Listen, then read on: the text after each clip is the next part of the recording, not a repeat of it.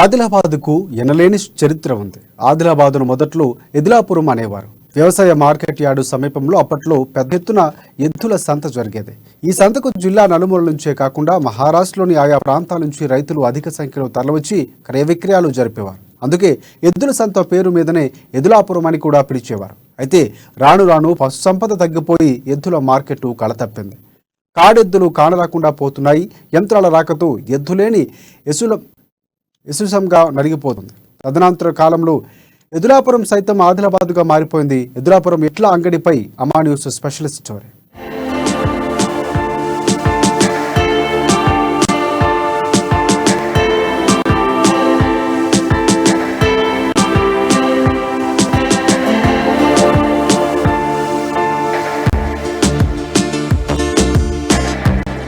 ఆదిలాబాద్ జిల్లా వ్యవసాయ ఆధారిత ప్రాంతం.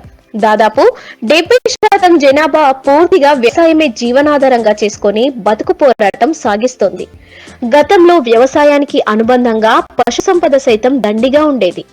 చేతికి అందనంత ఎత్తులో 2-3 జతల కాడెట్లు, వాటితో పాటు ఆవులు, లేగదూడలు, గేదెలు, దుడ్డెలు. 25 ఏళ్ల క్రితం వరకు ప్రతి పల్లెలో కొట్టాల నిండా పదుల సంఖ్యలో కనబడేవి.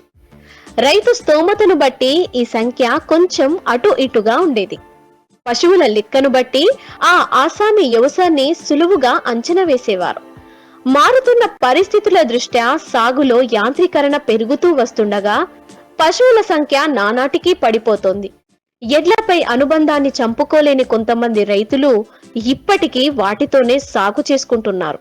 అప్పటి రోజులను గుర్తు చేసుకుంటున్నారు. ఇప్పుడు వ్యవసాయాలు కుంటుపడ్డాయి, పశు సంపదన లేకుండా అయింది. ఎడ్లు పోతూ పోతూ వ్యవసాయం కూడా ఎడ్లు దొరకకుండా అయినాయి. ఇప్పటి యూత్ అంటున్నారు, ఎడ్లేంటికి రా బాపు, ఎడ్లద్దు, ట్రాక్టర్ మిషన్తో చేద్దాము, బాడ పెడదాం, 4 సార్లు బాడ పెడితే వచ్చిపోతుంది ఎడ్లు అని. ఎవరు ఈ జమల్లా పశు సంపాదన లేకుండా అయింది. పశువులు కొయ్యటానికి పోతున్నాయి, అటు పోతున్నాయి, బాగా తక్కువ అయిపోతున్నాయి, పశు సంపదన లేకుండా అయింది.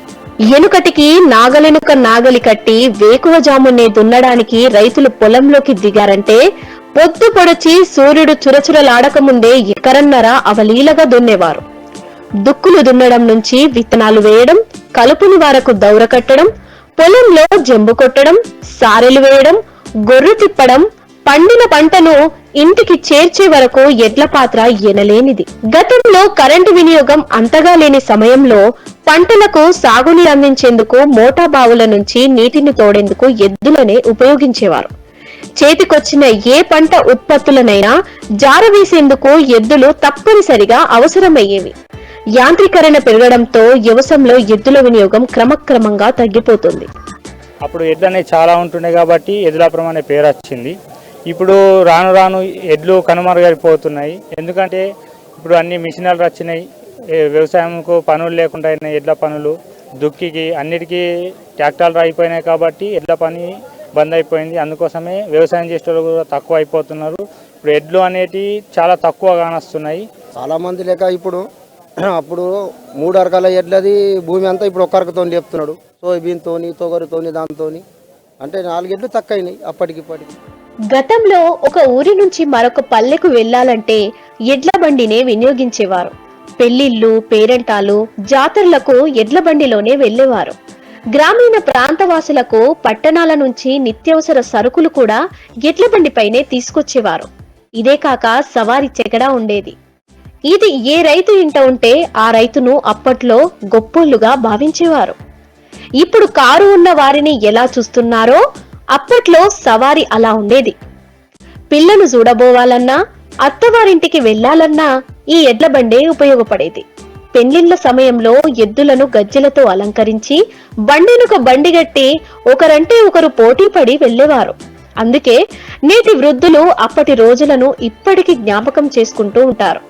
ఎనుకట మాది 7 నాగళ్ల యవసం అని ఇప్పటికీ పల్లెటూళ్లలో తలనిండా జ్ఞాపకాలు పండిన తాతలు, అవ్వల నోట తరచూ వినిపించే మాటిది. నిజానికి 7 నాగళ్ల యవసమంటే ఆ రైతు వద్ద 14 ఎడ్లున్నట్టు లెక్క. ఎడ్లు ఎంత ఎక్కువ ఉంటే అంత మోతెబరి రైతన్నమాట.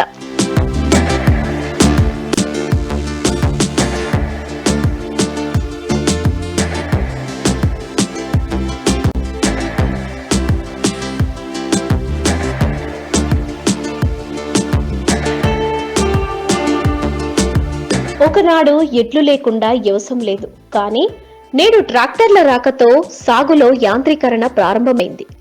దున్నడం నుంచి పంటను ఇంటికి చేర్చేదాకా ప్రతి పనిలోనూ యంత్రాల వినియోగం పెరిగింది. క్రమంగా పశువుల సంఖ్య తగ్గిపోతోంది. అటు అన్నదాతలకు సైతం ఎడ్ల ధర, పోషణ కూడా భారంగా మారింది. దాంతో పశు పోషణ పెంపకంపై రైతులు ఆసక్తి కనబరచడం లేదు. అంతిమంగా ఇది ఎడ్ల పెంపకంపై ప్రభావం చూపింది. ఇప్పుడు అక్కడక్కడ ఎడ్లు కనిపిస్తున్నా అవి కూడా మారుమూల గ్రామాల్లోనే దర్శనమిస్తున్నాయి. మిగతా చోట్ల వేళ్లపై లెక్క పెట్టేలా మాత్రమే మిగిలాయంటే అతిశయోక్తి కాదు.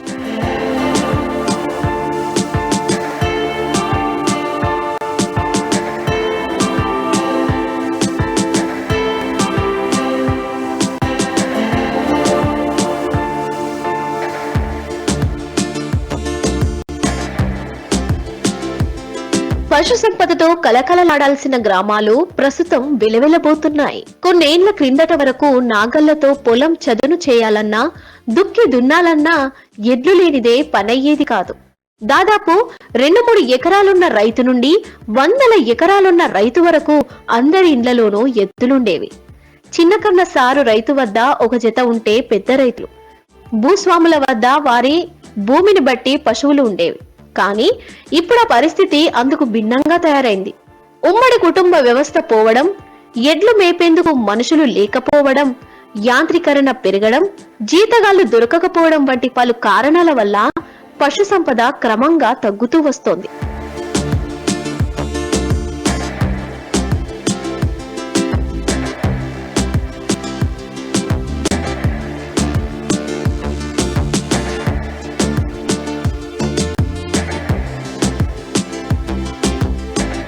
మొత్తానికి జోడెద్దులు మాయమయ్యాయి. రైతుల ఇళ్లలో పాడికల తప్పింది. ఎద్దు ఏడ్చిన వ్యవసాయం, రైతు ఏడ్చిన రాజ్యం నిలబడదన్న నానుడి ఇప్పుడు నిజమే అనిపిస్తోంది.